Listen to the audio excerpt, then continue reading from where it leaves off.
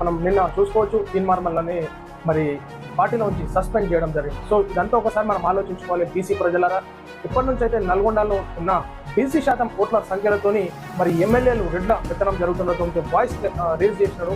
So ఖచ్చితంగా తెలంగాణ రాష్ట్ర వ్యాప్తంగా అసలు 54% ఉన్నటువంటి బీసీ ఓటర్ల సంఖ్య ఈనాడు మనం చూసుకోవచ్చు. తెలంగాణ రాష్ట్ర వ్యాప్తంగా బీసీ ఎమ్మెల్యేలు ఎంతమంది ఉన్నారని చెప్పేసి. సో ఇదే కాన్సెప్ట్ మీద వాయిస్ రేజ్ చేయడంతో, బీసీ గర్జన సభలు పెట్టుకోవడంతో, బీసీ చైతన్య సభలు పెట్టుకోవడంతో మరి ఈనాడు తెలంగాణ రాష్ట్రంలో బీసీల రాజ్యం వస్తే మన ఉనికి కోల్పోతామని చెప్పేసి ఉన్నటువంటి ఉన్నత వర్గాలు ఏదైతే రెడ్లు ఉన్నారో వాళ్ళందరూ కలిసి కష్టగట్టి ఈనాడు తీన్మార్మల్ని పార్టీ నుంచి సస్పెండ్ చేయించడం జరిగింది.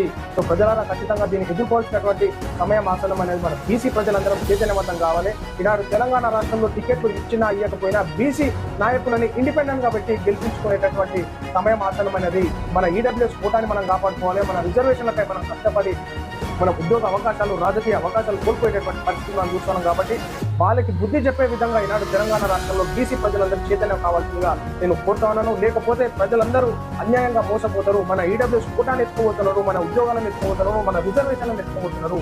మనమెంతో మాకంతా, మేమెంతో మాకంతా అన్న నినాదంతో మనం ముందుకు పోవాలి.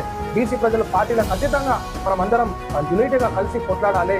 ఈనాడు పార్టీలలో కొంతమంది బీసీ నాయకులు కూడా ఊడిగం చేస్తా ఉన్నారు అగ్రవర్ణాల నాయకుల దగ్గర. కానీ వాళ్ళకు కూడా బుద్ధి చెప్పేటటువంటి సమయం మీరు ఖచ్చితంగా ఆలోచించుకొని బుద్ధి వేసేటటువంటి ప్రక్రియ ఏదైతే ఉందో బీసీ నాయకులు, దొంగ నాయకులని మనం తరిమి కొట్టాలి.